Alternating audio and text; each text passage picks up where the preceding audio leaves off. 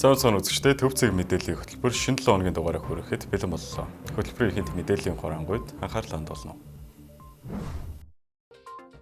Замын үд сумыг хотын статустай болгож хэл гаалдах авилгыг таслах замаар эх орны үүдэн хэсгээ зэгслэнэ гэж ерөнхий сайд мэдгдлээ. Хөрөнгө оруулалтын бодлогыг нэгтгэх төв байгуулагдлаа. Дональд Трамп Куб улсад хожимдохоос өмнө хэлэлцээ хийгэж уриалав. 2026 оны алтан бөмбөрцөг шагнал гардуулах ёслол зохион байгуулагдлаа. Эхний мэдээг хүргэе. 2023 онд автозамын бомбын зогсолбор ашиглалтад орсноор нэвтрүүлэх хүчин чадал 3 дахин нэмэгдсэн байна. Ерөнхийдөө зандагчдаар замын үд сумд ажиллах үеэрээ автозамын бомбын зорчигч тээврийн зогсолбор болон ачаа тээвэр хилээр нэвтрүүлж буй үйл явцтай танилцлаа.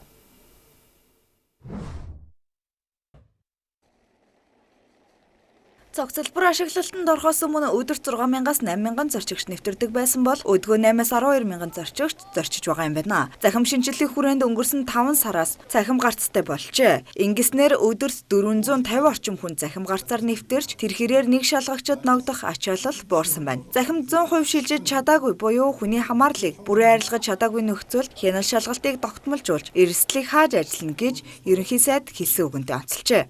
Захим 100% шилжиж чадаагүй буюу хүний хамаарлыг бүрэн арилгаж чадаагүй нөхцөлд хяналт шалгалтыг тогтмолжуулж эрсдлийг хааж ажиллана гэж ерөнхий сайд хэлсэн үгэндээ онцолжээ. Хялгайлын ажилтнуудыг тогтмол сэлгэж ажилуулах бодлого баримтлал нь жишээ нь замын үүдийн ачаа тээврийн хэсгийн эрентгэн дээр 5 хүн ээлжилж ажиллаж буйн тун хангалтгүй дор хаяж 15-аас 20 хүн бэлтгэж сэлгэж ажилуулах шаардлагатай гэв. Монгол улсын ачаа эргэлтийн 70% нь замын үүдийн бомбоор дамжин өнгөрдөг. Жилээс жилд суурьшил нэмэгдэж, барилгажилт эрчимтэй өрнөж байна. Тиймээс худалдаа тээвэр логистикийн гол зангилаа хот болгон өргөжүүлэх шаардлага үүссэн ч ажил удаашралтай байгааг ерөнхий сайд анхааралтай авч байгаагаа илэрхийллээ. Тиймээс ерөнхий сайд замын үүд сумын удирдлагуудад эх 6 сарын 1-ний дотор хотын статус авах бэлтгэл ажлыг бүрэн ангаж дуусгах хугацаатай өөрөг өглөө. Дараагийн мэдээг хүргэе. Засгийн газар гадаад дотоод хөрөнгө оруулалтыг дэмжих, бодлогын уялдаа холбоог сайжруулах, хөрөнгө оруулагчдын эрх ашигыг хамгаалах зорилгоор чиг үүрэг бүхий төв байгуулж өнөөдөр нээлтийг хийлээ.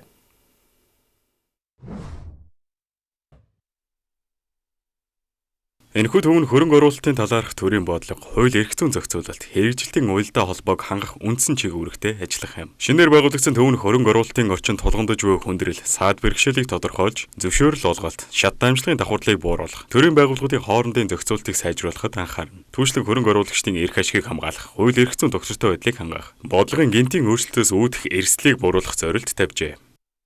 Монгол Улс ерөнхий сайд амдан шатрын засгийн газар бизнес дээлтэй хөрөнгө оруулалтад ээлтэй ийм орчин бүрдүүлэхин төлөө байна. Ингэснээр эдийн засгаа тэлэх, боловсруулах үйлдвэрээ нэмэгдүүлэх, аялал жуулчлалаа нэмэгдүүлэх, хөдөө аж ахуйгаа хөгжүүлэх, экспорт, гадаад худалдааг идэвхжүүлэх, хөрөнгө оруулалтыг татах ийм шинэ орчин үүсгэх, тэр итгэлийг дахин олж авахын төлөө чармааж ажиллаж байгаа л гэдэг.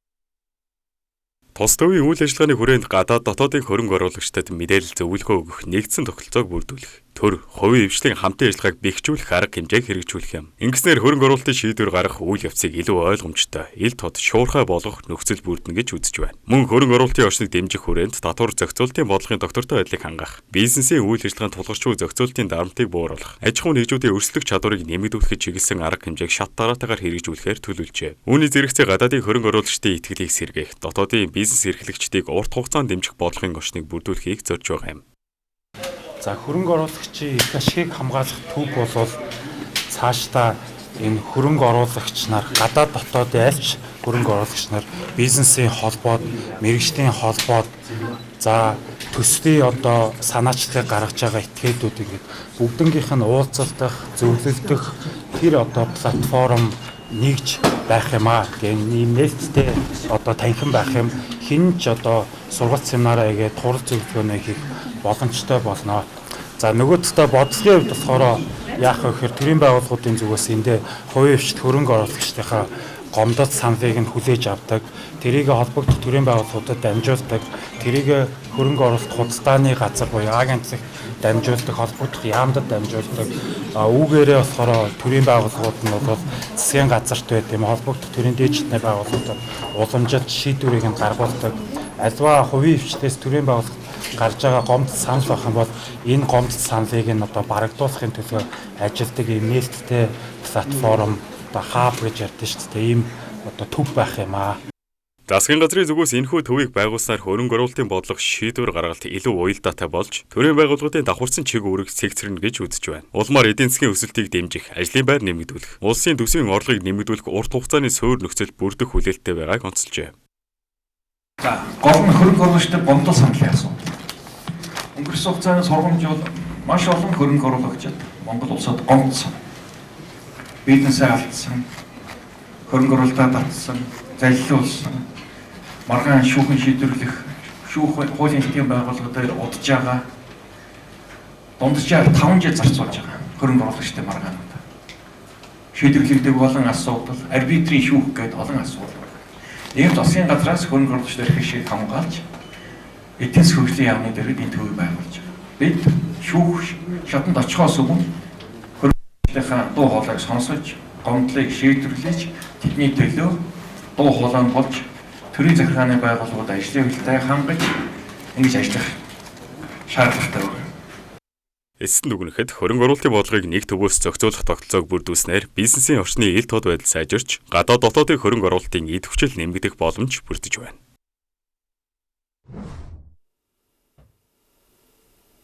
Монгол Улсын үндсэн хуулийн өдөрт зориулсан эсээ бичлэгийн уралдааны шилдэгүүдийн шагнал гарт боллоо. Ахлангийн сурагчдаас нийт 217 эсээ бичлэгийг ирүүлсэн байна.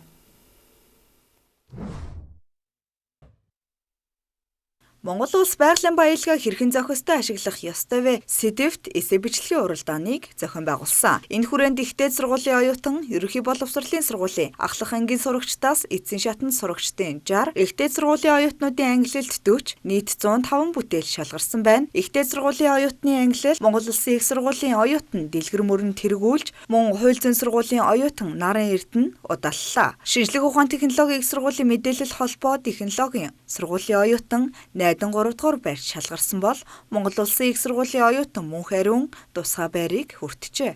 Харин ерөнхий боловсролын сургуулийн ахлах ангийн ангилалд нийслэлийн шинэ өнөөдөр сургуулийн сурагч Тэнүүн Жаргал манлайлж, Баян Улгийн аймгийн Эмпати сургуулийн сурагч Агата, Ховд аймгийн Зэрэг сумын дунд сургуулийн сурагч Намунар 2-3 дугаар байрыг тус эзэлж, нийслэлийн 163 дугаар дунд сургуулийн сурагч Манлаа Баяр тусгай байрт орсон байна.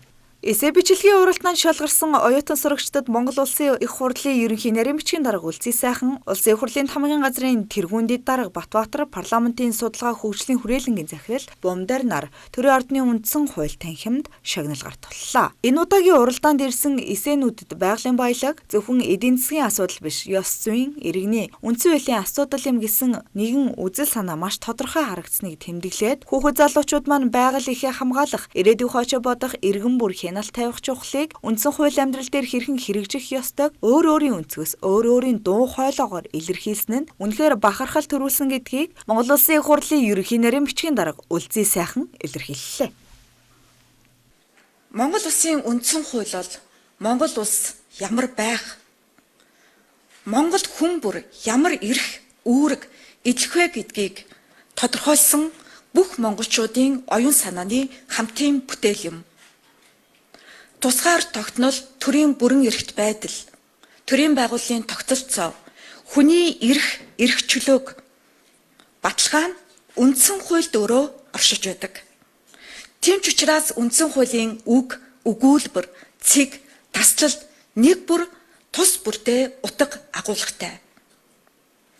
Та бүхэн бол үндсэн хуулийн үзэл санаа хийгээд үндсэн хуулийн үнэт зүйлийг өвлөн уламжлагч үндсэн хуулийн хамгаалагчд юм. Та бидний бодол санаа, үг, үйлдэл, хийж буй сонголт бүр улс орны ирээдүйн дүр төрхийг тодорхойлно. Дараа нь ихтэй сургуулийн оюутны ангилалд тэргүүлсэн Монгол Улсын их сургуулийн оюутан Дэлгэр Мөрөн өөрийн сэтгэгдлээ хуваалцсан байна. Тэрээр энэхүү үеийн уралдааныхаа сэдвийг нь сонсоод Монгол Улсын баялагын хуваарлалт, зохицуулалт, бусад улс орнуудын дуршлаг зэрэг асуудлаар чамгүй их судалгааг шаардлага болсон. Монгол Улс байгалийн баялагаас олсон орлогыг иргэдийнхэн боловсрол зориулбал урт хугацаанд илүү өргөөжтэй байх нь гэсэн дүгнэлтэнд хүрээд эсэндээ энэ санаагаа тусгасан. Байгалийн баялагын зохистой ашиглалт нь зөвхөн төрийн үүрэг оролцоо гэхээс илүүтэй иргэдийн оролцоо, хариуцлага чухал байдаг гэдгийг маш сайн ойлгож авсан гэж боллоо. Харин ерөнхий боловсролын сургуулийн ахлах ангийн сурагчдын ангилалд 2 дугаар байр шалгарсан Баян Улгийн аймгийн Эмпати сургуулийн сурагч Агата Монгол Улсын үндсэн хуулийн өдөрт зориулж энэхүү уралдааныг зохион байгуулж бидний оролцоог хангаж өөрсдийн үзэл бодлыг илэрхийлэх боломж олгосон зохион байгуулагчдад мөн талархал илэрхийлжээ. Төрийн ордонд өчигдөр хийсэн хэвлэлийн баг хурлын үеэр Байнгын хорооны дарга Наранбаатар 2026 онд нүүрсний зах зээлийн үнийг тонн тутамд $70 экспортын хэмжээг 90 сая тоннд хүргэх, зэсийн зах зээлийн үнийг тонн тутамд $9,700, зэсийн баяжмлын экспортыг 1.9 сая тоннд хүргэхээр тооцсон талаар Улсын хурлын төсвийн байнгын хорооноос мэдээлэл өглөө. Ингэснээр улсын төсөвт уул уурхайн салбараас 9.3 их найд төгрөг төвлөрөх юм байна. Мөн энэ онд нэгдсэн төсвийн нийт зарлага ба цэвэр зээлийн дүнг 33 их найд, улсын төсвийн нийт зарлага ба цэвэр зээлийн дүнг 22.9 их найд төгрөг байхаар тогтоосон байна. Багш нарын үндсэн цалинг энэ оны 1 сарын 1-ний өдрөөс 742 мянган төгрөгөөр нэмэгдүүлэх, мөн энэ оны 11 сарын 1-ний өдрөөс 2.8 сая төгрөгт хүрэхээр тооцоолж, боловсролын салбарын санхүүжилтийг 518.6 тэрбум төгрөгөөр, эмч эмнэлгийн байгууллагын ажлагчдын цалинг 15%-аар нэмэгдүүлэхээр тооцож, эрүүл мэндийн салбарын санхүүжилтийг 190.3 тэрбум төгрөгөөр нэмэгдүүлэх, төрийн өмчийн эрдэм шинжилгээний хүрээлэнгийн ажилтны цалинг 15%-аар, ахмад насны болон халамжийн тэтгэврийн инфляцийн түвшинтэй уялдуулан 8.6%-аар, хөгжлийн бэрхшээлтэй хүний тэтгэвэр болон хөгжлийн бэрхшээлтэй хүүхдийн амжиргааг дэмжих тэтгэмжийг 20%-аар тус нэмэгдүүлэхээр тооцож, санхүүжилтийг сайдуудын багцад дэмж тусгажээ.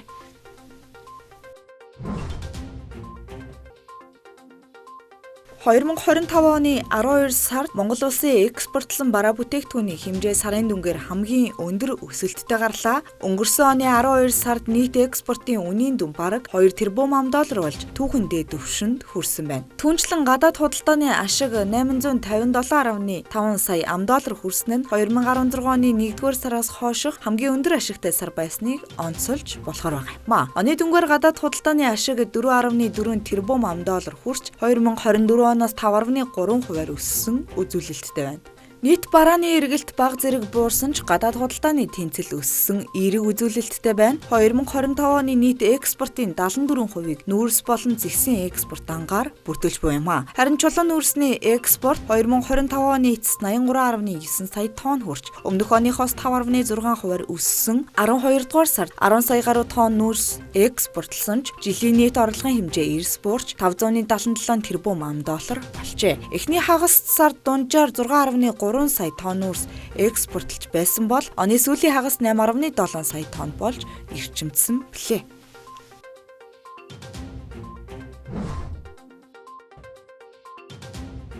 Нөөцийн мах бэлтгэл 95%-тай үргэлжилж байна. Нийслэлийн хүн амын хаврын улирлын махны хэрэгцээнд зориулж Улаанбаатар хотын захирагчийн ажлын албанаас жил бүр нөөцийн мах бэлтгэх ажлыг зохион байгуулдаг. Энэ хүрээнд өнгөрсөн 2025 оны 6 сараас нөөцийн мах бэлтгэх аж ахуйн нэгжүүдийг сонгон шалгаруулж, шалгаруулалтанд оролцсон 15 аж ахуйн нэгжээс 9 шалгарч нөөцийн мах бэлтгэж байна. Өнөөдрийн байдлаар бэлтгэл ажил 95%-тай үргэлжилж байгаа бөгөөд 1-р сарын 20-оос эхлэн нийслэлийн хэмжээнд 410 цэгээр нөөцийн мах худалдаална. Үнийн хувьд үхрийн мах 15,000, хоньны махыг 13,000 төгрөгөөр борлуулах юм а.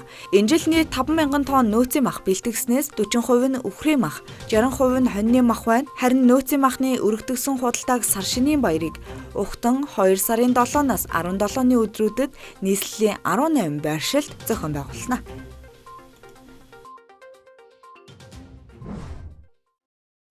Дотоод үйл явдлын мэдээг та бүхэнд хүргэлээ. Үргэлжлээд орчуулагч редактор Мөнх Эрдэнэ бэлтгэсэн олон улсын мэдээнд анхаарлаа хандуулна.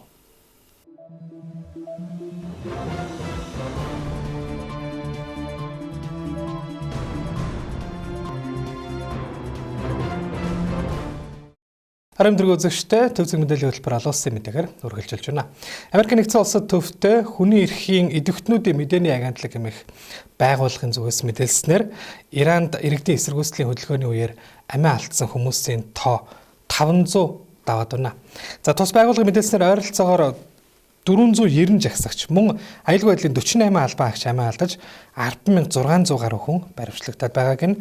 Гэхдээ энэ нь Иран улсад байгаа болон гадаад дахь хүний эрхийн идэвхтнүүдийн мэдээлэл тулгуурласан тоо бол тус улсын засгийн газраас аль бие усны мэдээлэл гаргаагүй ба Ираны зарим их сурвалжууд 45 хүн амиа алдаж 2,000 гаруй хүн баривчлагдсан хэмээн өөрөөр мэдээлж байна. Түүнчлэн Ираны эрх баригчид жагсагч нарыг үүмэн дэгдээгч нар гэж нэрлэж гадаадын орнуудыг тэр дотор Америк нэгдсэн улсыг энэхүү үүмэн самууныг өдөөж байгаа хэмээн буруутгаад байгаа бол Америк нэгдсэн улсын ерөнхийлөгч Дональд Трамп Иранд өрнөж байгаа нөхцөл байдлын талаар хариу арга хэмжээ авах төрөл бүрийн хувилбаруудыг тэр дундаа дипломат болон цэргийн арга хэмжээ хэлэлцэж байгаагаа мэдэгдсэн юм а. Түүний энэхүү байр суурь хоёр улсын хооронд хурцдмал байдлыг улам нэмэгдүүлж Ираны эрх баригчдын зүгээс хэрвээ Америк нэгдсэн улс хөндлөнгөөс оролцож халдлага үлдэж довтлсон тохиолдолд Иран улс хариу арга хэмжээ авч Америк нэгдсэн улсад хариалагдах цэргийн бааз тэнгисийн хөлөг онгоцуулан Израилийн объектуудад цохилт өгөх хууль ёсны бай болно гэдгийг бол анхааруулад байна. Ираны иргэд үнийн өсөлт, валютын ханшийн өсөлт, эдийн засгийн байдалд оройтсонтой холбоотойгоор өнгөрсөн оны 12 дугаар сарын 28-наас жагсч эхэлсэн бөгөөд жагсаал 2 дахь 7 хоногт орон үргэлжилж байна. За иргэдийн жагсаал хөдөлгөөн Ираны бүх 31 мужид өргөчн тархасны дараагаар засгийн газраас интернетийг таслах арга хэмжээг авсныг хүний эрхийн байгууллагууд мэдээлсэн юм а. Тэгвэл мөн Лос Анжелес, Берлин, Парис, Мадрид зэрэг Европ, Америк нэгдсэн улсын хотуудад Ираныг дэмжсэн, за Ираны ард иргэдийг дэмжсэн, за засгийн газрын эсэргүүцлийн жагсаал зохиогдож байна. За эдгээр жагсаалд оролцогч нар Ираны удирдлагын эсрэг уриал одсон барьж барууны орнуудаас арга хэмжээ авахыг шаардж байна. Энэ сарын ихээр Венесуэл улсад цэргийн ажиллагаа явуулж тус улсын ерөнхийлөгч Николас Мадурог баривчсан Америк нэгдсэн улсын ерөнхийлөгч Дональд Трамп Куб улсын эрх баригчдад хандан хит оройтож хожимдохоос өмнө Америк нэгдсэн улстай хэлэлцээ хийхийг уриаллаа. За тэрээр өөрийн нийгмийн сүлжээний Truth Social платформд Куб олон жилийн турш Венесуэлийн газрын тос мөн мөнгөөр амьдарч ирсэн. Үүнийхээ хариуд Уго Чавес, Николас Мадуро зэрэг Венесуэлийн дарангуулагч нарт аюулгүй байдлын үйлчлэгээ үзүүлсэн. Гэхдээ одоо үүнийг зогсооно. Цаашид Куб руу ямар ч газрын тос нийлүүлэгдэхгүй. Тиймээс хожимдохоос өмнө Америк нэгдсэн улстай хэлэлцээ хийхийг зөвлөж байна хэмээн ням гарагт бичсэн байна. Гэхдээ Америк нэгдсэн улсын ерөнхийлөгч Кубтай яг ямар хэлэлцээ хийх мөн Куб улс татгалзуул ямар үр дагавартай тулгарх талаар тодорхой мэдээллийг хийгээгүй байна. За Венесуэл улс нь Кубад өдөрт ойролцоогоор 35,000 баррел газрын тос нийлүүлдэг гэсэн тоо байдаг. Трампын засаг захиргаа Венесуэлийн газрын тос тээвэрлэгч хөлгүүдийг хурааж эхэлсэн нь Куб улсад шатхуун мөн цахилгаан эрчим хүчний хямралыг улам хүндрүүлж эхлэв байна. За Трампын дээрх мэдээллийн хариуд Кубын гадаад хэргийн сайд Бруно Родригес Венесуэлийн шатхууны импортод ямар ч улс хөндлөнгөөс оролцох эрхгүй. Куб улс бусад улсын нэгэн адилаар зах зээлээс шатхуун төлш импортлох бүрэн эрхтэй. Мөн Америк нэгдсэн улсын нэг талын албадлагын арга хэмжээнд захирагдaltaгүйгээр худалдаа эдийн засгийн харилцаагаа хөгжүүлэх бүрэн эрхтэй гэдгийг онцолж за эсэргүүцлээ илэрхийлээд байна. Сүүлийн мэдээллийг хүргэе. Алтан бөмбөрцөг кино наадмын 83 дахь удаагийн шагнал гардуулах ёслолын арга хэмжээ Америк нэгдсэн улсын Лос Анжелес хотын Беверли Хилтон зочид буудалд 1-р сарын 11-ний ням гарагт буюу Улаанбаатарын цагаар даваа гарагт зохион байгуулагдлаа. За энэ жилийн алтан бөмбөрцөг шагнал гардуулах ёслолын арга хэмжээг Америкийн CBS телевиз болон Paramount Plus хэмээх стриминг платформоор шууд дамжуулан хүргэсэн бөгөөд шагнал гардуулах ёслолын хөтлөгчийн үүргийг комедиан Ники Глейзер гүйцэтгэж 2 дахь жилдээ тус наадмыг дараалан хөтлөлөө. Ингээд энэ оны алтан бөмбөрцөг наадмын гол шагналын эцдийг танилцуулъя. За кино төрөлд шилдэг драм төрөл жанрын уран сайхны киногоор Hamnet кино хүртлээ. За шилдэг musical инэдмийн төрөл жанрын уран сайхны киногоор One Battle After Another. За шилдэг гадаад хэл дээрх киногоор Secret Agent хэмээх кино. За шилдэг анимашн уран сайхны киногоор K-pop Demon Hunters. Шилдэг гол дүрийн эмэгтэй жүжигчнэр Hamnet киноны Jesse Buckley. Шилдэг гол дүрийн эрэгтэй жүжигчнэр нууц ажилтан киноны Wagner Moura. За шилдэг musical киноны эмэгтэй жүжигчнэр Rose Byrne. Шилдэг musical киноны гол дүрийн эрэгтэй жүжигчнэр Timothy Chalamet. За шилдэг орлоготой киногоор Sinners кино. За шилдэг Найруулагчийн шагналыг Пол Томас Андерсон, мөн шилдэг кино зохиолын шагналыг Пол Томас Андерсон хүртлээ. За тэгвэл шилдэг киноны дуугаар K-pop Demon Hunters киноны Gold нэмэх дуу хүртсэн бол шилдэг киноны хөгжмийг Sinners киноны хөгжмийг бичсэн Ludwig Göransson тус хүртлээ. Ийхүү 2026 оны Алтан бөмбөрцөг наадам өнөөдөр зохион байгуулагдлаа. Та бүхэндээ олон улсын мэдээ хүргэлэн анхаарлаа татсан баярлалаа.